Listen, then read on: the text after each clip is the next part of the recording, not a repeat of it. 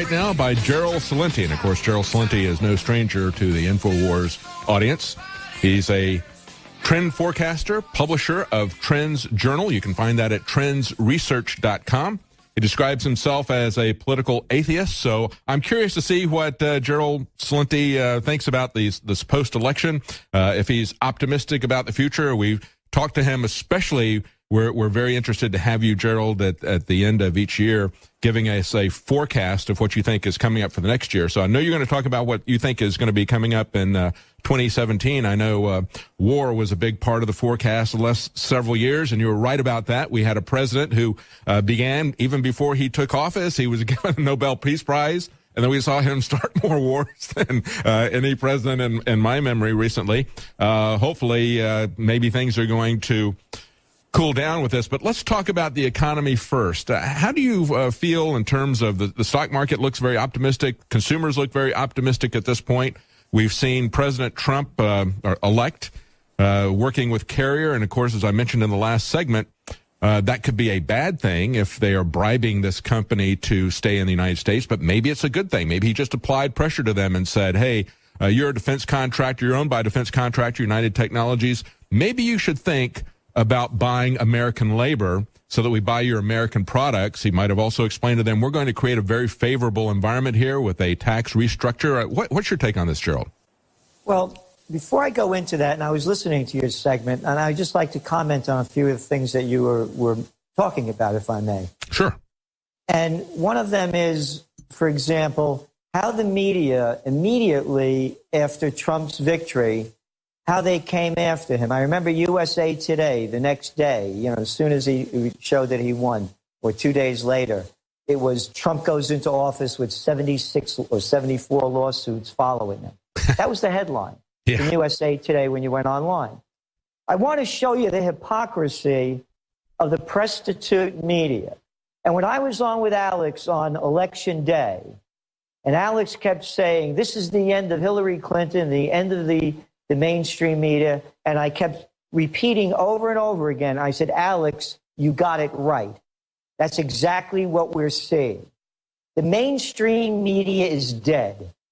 They came out with all this crap about fake news because they're trying to get even with everybody else for all the wrong calls that they've made. They're declining revenues. When you're looking at newspapers, the Wall Street Journal's down 40% from what it used to be just within the last 3 weeks. You're looking at the ratings going down, plummeting after this election.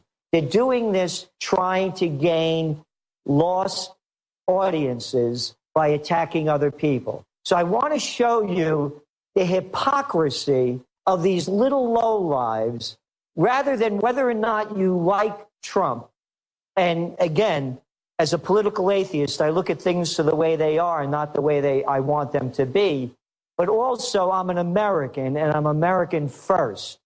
So we have a new president. We all, again, as we have over the decades, you may not have liked who you got into office, but hey, let's try to make this work the best we can. Yeah, so I want to show you factually, rather than just speaking words, about the blatant hypocrisy of these little prostitute medias with cojones the size of mothballs. Oh, and by the way, I believe we should be able to say the real words because one of the victories of Trump is political correctness is dead. Yeah. He killed it. He murdered it. And also politics is dead. People are disgusted with it. And it's not only in the United States, and we'll talk about it more, it's global. It's the Freedom Party in Austria. It's the Alternative for Deutschland in Germany. It's Le Pen's party and the new guy that just won the primary, Fillon. They want to bring back the respect and dignity of what their cultures represented. It's not about politics. It's not about, the other thing they keep saying about Trump bringing in all of these people that are unqualified, don't have government experience. Oh, government experience? Oh, you mean a politician? The guys that sell you out and get paid off for it, and they call it campaign contributions? from what we used to call in the Bronx bribes and payoffs? That kind of experience? No, he's bringing in a whole clean slate for the most part. Not all of it. He still did some political stuff, bringing in McConnell's wife and others. Mm-hmm. Separating that and bringing it to the higher level with Mnuchin and Wilbur Ross, this is a whole clean slate and looking at things differently. But I want to go back to the hypocrisy. Here's Obama, the media promoting the liar in chief. Oh, no experience? How about I'm a community organizer from Chicago who organized nothing, and I wrote about it in the Trends Journal before he got elected, admitting that he did nothing of any substance as a community organizer. Oh, that little boy, that liar in chief you mentioned about, the Nobel Peace of Crap Prize winner who gets into office and then it escalates the Afghan war by 33,000 troops, over 1,000 of our men killed, thousands wounded, slaughtered tens of thousands of Afghans, the Libyan war. Here is the coverage immediately after Obama won. Now compare it to the little prostitutes that are attacking Trump on every little issue. Check out that cover. Oh, yeah. New. New York, all new. You ready for this? The truly radical politics of Barack Obama. Radical politics? Hey, you little lying SOB. You promised to bring in a whole new crew when you went into Washington. You were going to sweep it clean. And who did you bring in? You brought in Bush's murderers. You brought in the Clinton team. Radical? Yeah. You guys got it wrong. New Yorker, you're full of crap. I got more. Newsweek. Look at that picture, huh? Wow, does he look brilliant. What do we have here? Obama's America. Who we are now. Oh, hope and change you could believe in. Yes, small change. Hey, yeah. Got change of a penny? Here we go. Look at this. Look at this, huh? The perfect first family.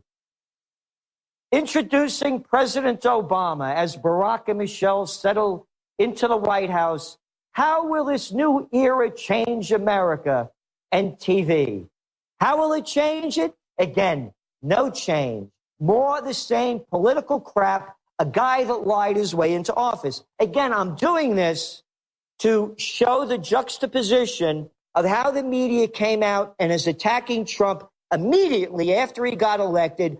Well, they're kissing Obama's you-know-what. And here, look at this. Oh, it was a total love fest. It's absolutely amazing. Yeah, look at that. Look at this. Yeah. Yeah. The new president and the burdens that await him. Great expectations. This little clown of a traitor of a man talking about Trump not having the experience to do anything. Great expectations, again, from a community organizer that organized nothing. A little nothing of a man with a bad attitude who learned how to act really well when Oprah Winfrey took her under her arm and made him the great teleprompted president. I got more. You ready? Yeah, let's go for it. Obama. The celebrity of the century. Well, yeah, that though is actually correct. He is just a celebrity to them, isn't he? That's all it is. Yeah. Hey, politics is show business for ugly people. That's right. We have the proof. You ready for this one? This one may knock you off your chair. So hold on. Hamilton. He's in the role of Alexander Hamilton on Broadway now. That's what he's going to do after he leaves office. You got it. Look at this hypocrisy. Oh, that's funny. So I just wanted to pick up on what you were saying. You know, he offered us hope, Gerald. What we got was the envy of socialism. He said we're going to have change, but what he tried to do was to, and successfully nearly, pretty much shut down and did bankrupt the coal industry, pretty close to it, but also changing America by bringing in people who are workers, bringing in people from these countries that they destroyed, that they set on fire. He wants to change America. He wants to change America demographically. And so we've seen a lot of that stuff. But I think what we're really seeing now is a real hope from Americans that we're going to see something done about the economy. And it's truly amazing.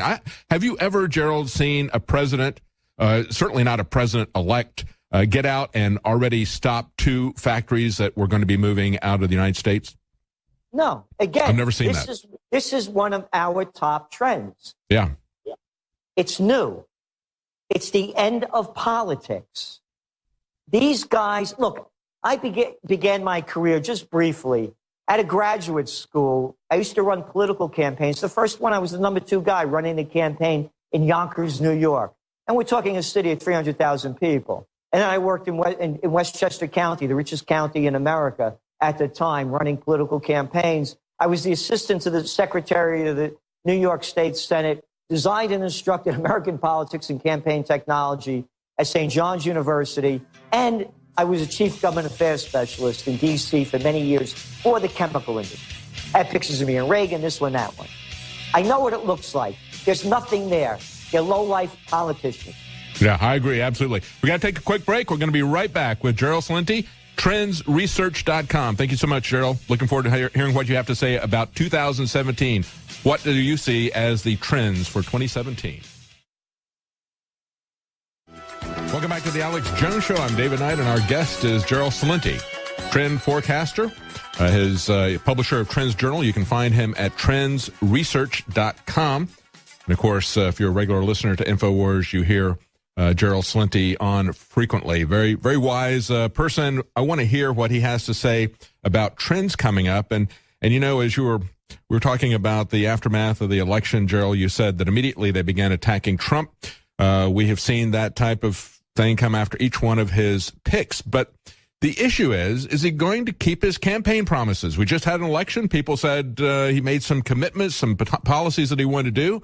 And people want to give him a chance to see if that's going to happen. One of the ways that they've attacked him is immediately after the election, they say, well, you're not really serious about this policy or that policy or the other one, are you?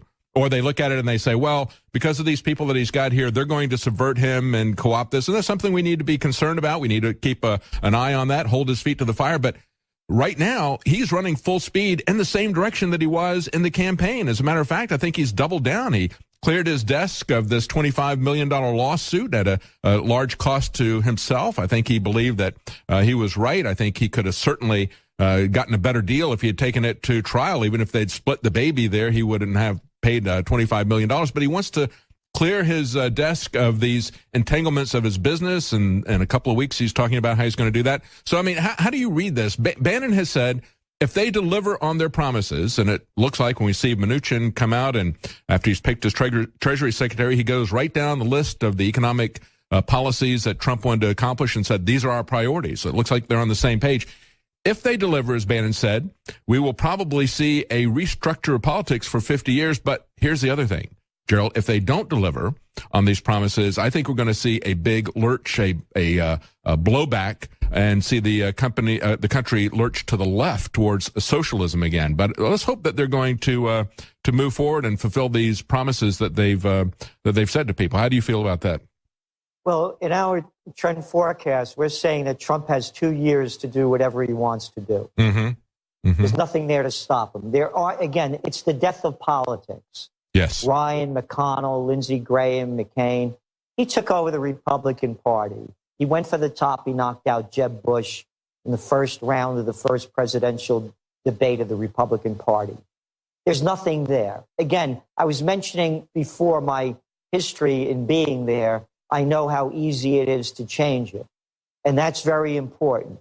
So he's going to do what he wants to do. And what they won't push through, he'll go directly to the people for.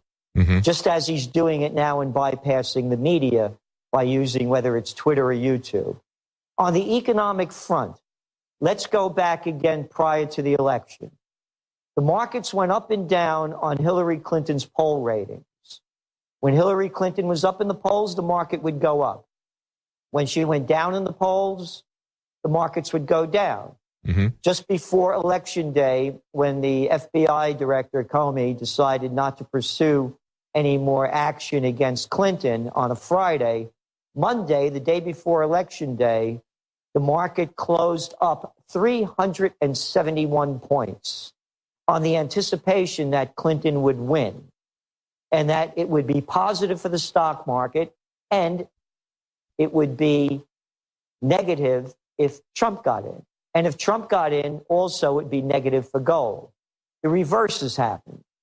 We're seeing a rally in the stock market like nothing we've seen, with 3 of the indexes reaching all-time highs and gold going much lower.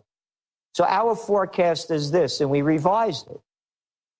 And that is that we're going to see continued growth in the economy and that Trump's policies, a lot of them make sense.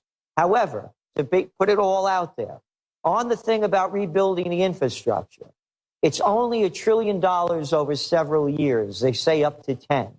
That's only $100 billion a year. And in the size of an economy this big, that doesn't account for much. And to put it back into perspective, when the liar-in-chief got elected, the con-mander Obama in 2009, he came up with a stimulus program of $830 billion, and it didn't do anything.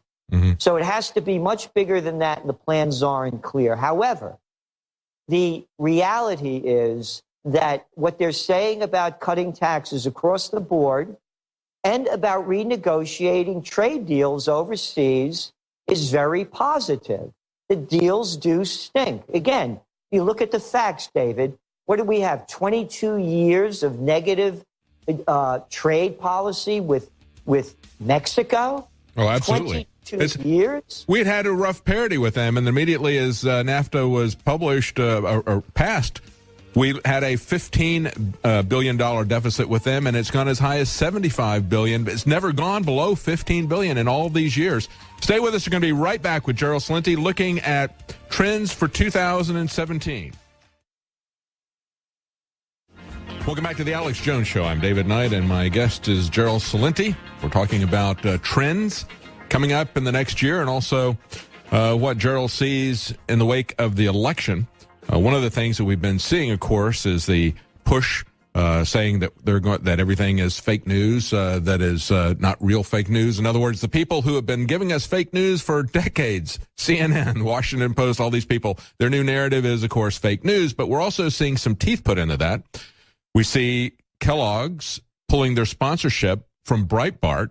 Breitbart coming back and saying, oh, okay, well, let's boycott Kellogg then. And take a look at what Amnesty International says about their products. They're not only do they have garbage like palm oil in them, but they also do it with child labor. And so that became the number one hashtag trend on Twitter. That's what we're trying to do here at InfoWars. We're trying to give you products that are good for your health and also have a financial independence from these kinds of corporate sponsors that can try to shut down our operation. And I just want to remind you that we've got Vitamin Mineral Fusion Drink Mix that's back in stock at InfoWarsLife.com. And, of course, that's the affordable, great-tasting Vitamin Mineral Fusion Drink Mix. It's loaded with a full month supply of essential vitamins, minerals, and amino acids that your body needs. It's the platinum standard of multivitamin products. It's in a very easy-to-take format. You can just drink it. It's not a lot of pills that you have to swallow. A full multivitamin drink mix. It's all plant-derived from the highest quality lab standards. So these things are either plant-derived. There's nothing in it that is GMO. It's got all the types of vitamins that you need, vitamin C, vitamin E, zinc, magnesium, selenium, all these different. You can take a look at our reviews on InfoWarsLife.com, as well as the ingredients in it. You see that it gives you a broad base of support for your diet. That's how we keep our independence. That's how we help you with high-quality products that will help you and your family to maintain your health and protect you from the kind of toxic things that you're exposed to constantly in the environment, in your diet, in the cosmetics that you come in contact with, from soaps to shampoos. So take a look at the products that we have at InfoWarsLife.com. That's the way we support our operation. We thank you for your support. Now, Gerald, in the last segment, you were talking about the fact that at Trends Journal, you said that Donald Trump had about 2 years to do whatever he wanted because he's got a majority in the House and Senate, and he's got an agenda. One of the key things in that is to get rid of Obamacare. And we see on Politico, of course, they're always going to be pushing an agenda that is anti-Trump and anti-Republican, anti-freedom. They're saying that the GOP may delay Obamacare replacement for years. They would love to see this, and quite frankly, that is the great danger, is that the GOP establishment would drag their heels on Obamacare. They say that both sides of Capitol Hill are coalescing around a plan to vote to repeal the law in early 2017, but to delay the effective date for that repeal as long as 3 years. If they do that, that really is going to be a problem for the Trump administration. I think he needs to move quickly. I think he is going to move quickly. He's talked about what he's going to do in the first 100 days. He's been very active. Here we are, even still 50 days before he becomes president. What's your take on this? Do you think that the GOP establishment, which we all know really would like to see Obamacare continue, do you think they're going to drag their feet and subvert this effort to try to get rid of Obamacare? Again, there's nothing standing in Trump's way. He'll do whatever he wants to do. He'll steamroll over Ryan, McConnell, Graham, McCain. He did it before, and he'll do it again. Yeah. Again, that's the point I wanted to keep making. Mm-hmm. When you're inside that club, you know, and you're an outsider, you know how easy it is to change it. And he knows that. I mean, he spent his lifetime around these people. He knows who they are. He knows how he bought them off and did what he wanted to do. So they're not going to be able to stop him at all. And I also want to follow up on what you were saying also about the products that you're selling and the independence of InfoWars and the need for it, particularly in this time as we're seeing the collapse. There is no more fourth estate. The fourth estate being the one that watched over the judicial, the executive, and the congressional branch. They're dead, as we see by the prostitutes that keep selling the Beltway lies. And the products that you sell, because people ask me continually, what can I do to make positive change? And I keep saying, well, the first thing is that you have to be in the best shape you can possibly be in, spiritually, emotionally, and physically. And I don't mean religious when I say spiritually. I'm talking, in a different tone. But on the physical, and the products that you're bringing to the public, as opposed to, for example, like you were talking about Kellogg and the other crap out there, it's not only essential for the people, for themselves personally, to consider supporting InfoWars and other organizations that are doing not the alternative news. We're the real news now. That's the alternative. But also to get in the best shape that you can get into, so that you can keep pushing this movement forward. And the movement forward is happening around the world. Look what they just did over there in South Korea. People went to the streets and they just about threw out their President Park. Look what's going on in South Africa. Look what's going on in France, in England with Brexit, in Italy. By the way, this is very important.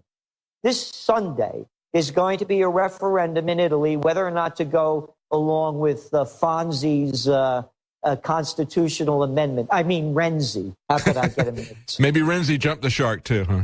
Yeah. and if that's defeated, you're going to see chaos in the global markets, particularly in the banking markets in Europe, that are going to be very, very shaking on Monday. So people should really be in touch with that, plus the election of the Freedom Party in Austria on Sunday. So what I'm saying is these movements all tie together. Yes. And it's happening in America. But again, the people have to go out and support not only with their boots on the ground in America, but also to put their money where their mind is. So going back to what Trump is going to do with Obamacare, he's going to do what he wants. There will be nothing standing in his way from a guy that's been on the other side and seeing the lay of the land. And particularly the two people that he brought in with the Treasury Secretary and Commerce. They're two very strong-willed guys. Like them or not, the things they've done, the fact is they know that the deals stink and they have to be redesigned. Now, I want to talk about also the negatives, and that is interest rates are going up and the dollar's getting stronger. We're now at the dollar's hitting almost a 14-year high against the basket of currencies. The stronger the dollar gets, David, all of this money that was borrowed under quantitative easing and all of this negative and zero interest rate policy, particularly in the emerging markets, they borrowed it in dollars. As the dollar gets stronger, they have to pay back that debt as their currencies get weaker with more of their currencies. So we're looking at, depending on, this 95%, according to the experts, that they're going to raise interest rates in a few weeks, the Fed. How much will they raise them?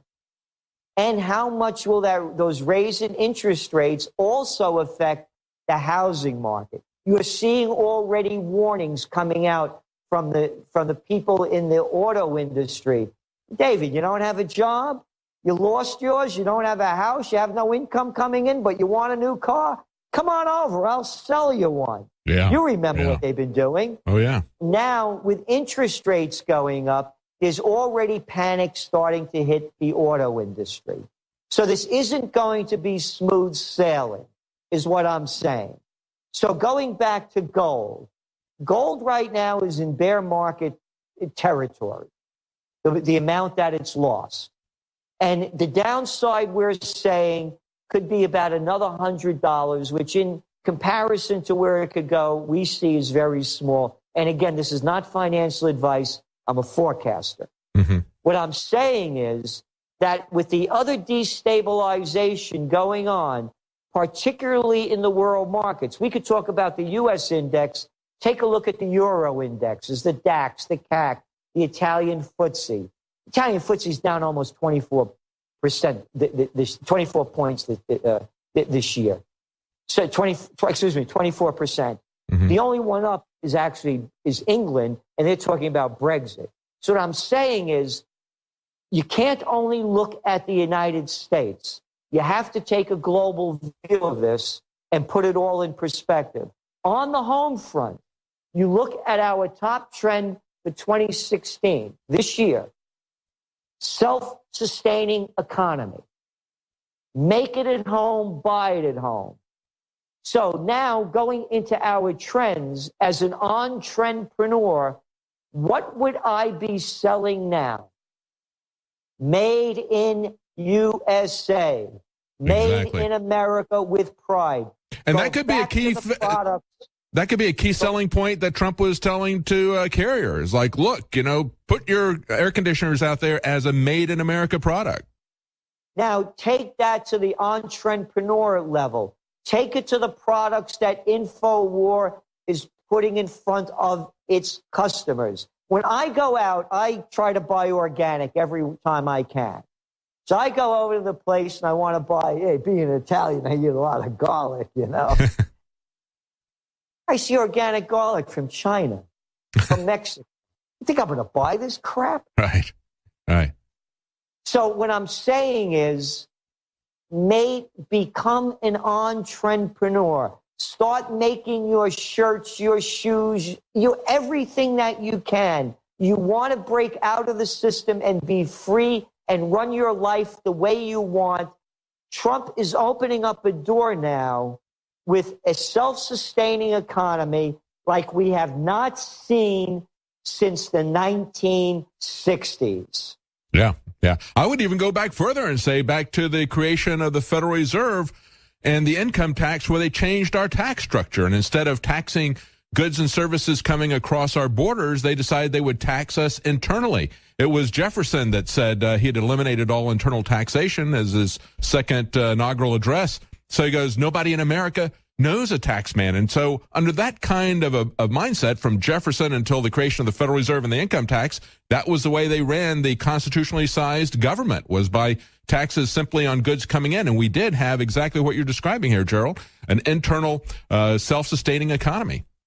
And again, we're 320 million people. Yes. And we have natural and human resources that match none.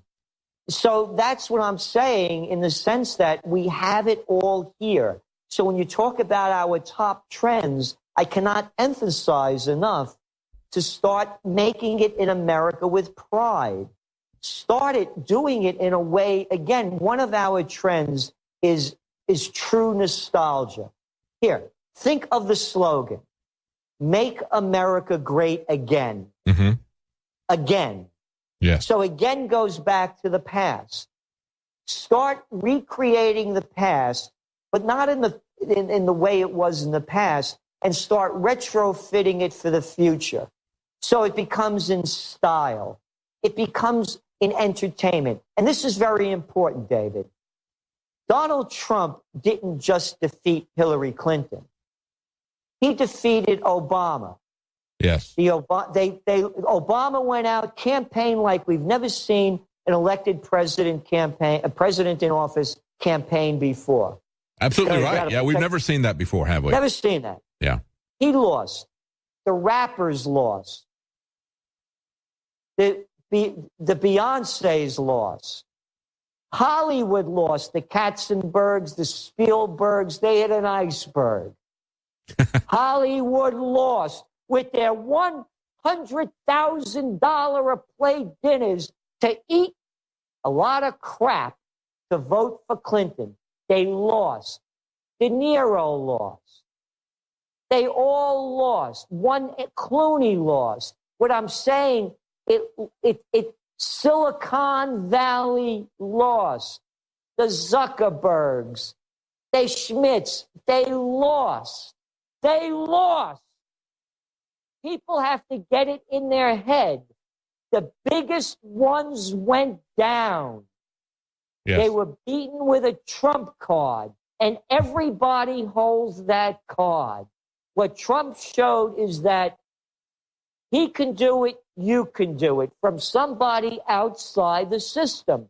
What I'm saying is, if Silicon Valley was so strong, if Hollywood was so strong, if the entertainment industry was so strong, if the music industry was so strong, they would have defeated Trump. It shows you how weak they are and the opportunities available to fill it with new.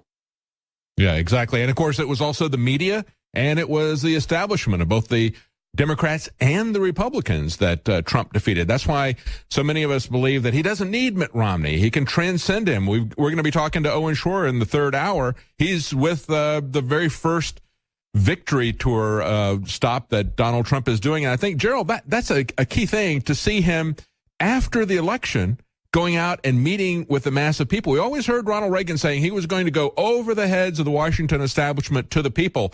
Trump is showing that he's really doing that, I think, with these victory tours. Again, this is what I'm saying. He's in total control. Yeah. He'll do what he wants. Will he do what he says he was going to do? That could only be decided by him. Nobody could figure is going to know. I'll tell you one thing that I'm surprised that he didn't do is reach out to Dr. Paul Craig Roberts, Reagan's former assistant Treasury Secretary. Mm-hmm. There's a guy that I believe he should really have on his team. Yeah, that would be a great pick. And if he's going to pick a Supreme Court judge, who's better than Judge Andrew Napolitano? Yes. You know, these are the kind of people that would really bring in the wisdom and the outside look from the inside people that would really shake things up. Yeah, when he was looking at Treasury Secretary, I did a thing in the Monday night nightly news. I talked about John Allison, that he had come by and talked to him, and I really was not aware of him, even though I knew about BB&T. We had used them in our business. And this is a guy with 40 years experience in the banking industry. He's a really strong free market guy. He understands the problems with the Fed. And I was very hopeful. It's a good thing that he even talked to him, and I hope that there's a place in his administration for somebody like Allison, even though he didn't pick him for Treasury Secretary, somebody who's very competent and ideologically strictly free market libertarian on this and anti-Federal Reserve. That would have been a great pick, and I certainly would like to see Judge Napolitano on the Supreme Court. That would be fantastic. We got some more segments coming up with Gerald Celente. We got to take a quick break, and we'll be right back. Welcome back to the Alex Jones Show. I'm David Knight on this December 1st. We're already into December. We're about 50 days away from a Trump administration. We've been talking to Gerald Celente. a trend forecaster, publisher of Trends Journal. You can find that at trendsresearch.com. We've been talking about what Gerald sees in terms of the aftermath of the election, what he sees coming up economically in the next year. Let's talk about war, Gerald. We've seen the Russian reset of Hillary Clinton, which turned out to be a reset of the Cold War, this kind of brinksmanship. We've seen Obama escalate the policies of George Bush and others in terms of regime change and nation building. What do you think we're going to have with President Trump? He's talked about the kind of détente. He hasn't used the word détente, but what he's talking about is an easing and a pulling back from this brinksmanship that we've seen, pulling back from this ridiculous idea of nation building. What do you see happening? Again, our system of trend forecasting, we call it globalnomic, making connections around the world and between different fields. So let's go back to the election that just happened this past Sunday in France with Fillon winning. One of his major points was to make peace with Russia, in the sense that and the one coming up on Sunday in Austria with the Freedom Party. They both pointed out that the sanctions against Russia have hurt everyone, including the Europeans, going back to a self-sustaining economy. When they put these sanctions on Russia, Russia became more self-sustaining. So they hurt all the people that were exporting products into Russia. So you're having it now coming from, and as well as Le Pen in France, and the same thing going on in Italy. It's one country after another. In the Netherlands, they voted against, having more aid for Ukraine. So what we're seeing is people want peace, and they want it in the United States too. Polls come out that they don't run in this country, showing how badly people in America want peace. So when you listen to Trump, for example, saying things like in the Syrian war, brought to you by the Nobel Peace of Crap Prize winner Obama and Hillary Clinton and Frankenstein Kerry, that Assad has to go. He said, no, we're not going to give, quote, those rebels, moderate rebels, any more support. We don't even know who they are. That's right. Which, of course, we've all been saying for years. That's very positive. There is no profit in war. That's a myth. All it's doing is draining out. It's what Eisenhower said. 5-star general, not these little boys that played commander-in-chief that couldn't fight their way out of a paper bag. All they do is play golf, shoot pool, play basketball, and drive pickup trucks. This is a guy that led, the supreme commander of the Allied forces in World War II. 5-star general, his farewell address that after being president 2 terms, that the military-industrial complex is robbing the nation of the genius of the scientists, sweat of the laborers, and future of the children. So now going back to Trump, if he goes on and says, I'm going to build 70 more warships for the Navy, for what? We're spending, 11 times, more than 11 of the top countries put together on defense. What Absolutely. Are we spending, about $600 billion? When you don't put all the other stuff into it, it's over $1 trillion. And what is Russia spending? Try $66 billion. So what I'm saying is, if he redesigns the country into the plans of what we put together as Occupy Peace, no foreign entanglements, close the bases overseas, and we don't need NATO anymore. I agree. Hang on. We've got to take a quick break, and we're going to be right back on the other side of that. Yeah, you're right, Gerald. Nobody wants this except for these Dr. Strangelove creeps and their bunkers. We don't want it. The Russian people don't want it. The Europeans don't want it. We'll talk more about that on the other side of the break with Gerald Celente. Welcome back to the Alex Jones Show. I'm David Knight, and this is our final segment with Gerald Celente. In the next segment, we're going to have a special report from Alex Jones talking about the latest attack on him from mainstream media, Anderson Cooper, and his response to that. And then at the bottom of the hour, we're going to have Owen Schroyer, who is following, actually, he's at the very first victory tour I guess, what do you call them? They're not concerts, but it's a rally. I guess it could be a concert. They don't have any, they don't have Beyonce, fortunately, performing there, but it's the first victory rally that Donald Trump is doing, and that's a very different approach that Donald Trump is taking to what all the other politicians have done. I want to go back to war and give Gerald Celente the final comment on this. You know, Gerald, I've seen a lot of signs that it's not just the people that you mentioned in Europe who are very interested in pulling back from this brink, pulling back from the sanctions and the increase in tensions that we've seen under Obama and under Hillary, but also the Russian people themselves. There was an article I reported on a couple of times about how this one town wants to rename a street there that is called Godless Street. That was what the godless atheists named the streets there to promote that. It's called Godless Street, and they want to rename it from Godless to Donald Trump. They got a petition going there because they realize that they've had a loaded gun pointed at their head by Obama and Hillary, and they're hoping it's going to be a new day. Are you hopeful that that's going to be the case with Donald Trump? Yes, I think it's going to be, particularly with Russia, and he's made it clear with that. And again, going back, though, if he's going to spend all this money on a military, you know, again, I was a keynote speaker at VMI, Virginia Military Institute, on New Millennium Warfare. And, you know, there's a saying that generals are always fighting the last war. And the Navy is the last war. We're looking at hypersonic missiles now. That's right. We're looking at a whole different method of warfare. Look at that piece of garbage, that $4 billion Zumwalt ship that they just had to tow out of the Panama Canal. That's right. It only had one engine, and when that broke down, they had to tow it back. Yeah. I mean, the aircraft carriers, the Navy is truly sitting ducks. Mm-hmm. So again, we need to really put where are our priorities. And to me, the priority is to really rebuild America. And the way you do it is by investing not $1 trillion over 10 years in infrastructure, but really making it happen big time in many different areas. So the opportunity is there. Where will he go with it? I don't know. But again, the warning signs are flashing. You know, here's something that just came out. It doesn't make it in the prostitute media. Erdogan, the head of Turkey over there, he said, quote, "We entered Syria to enter the rule of the tyrant al-Assad, who terrorizes with state terror." That's right. You invaded another country.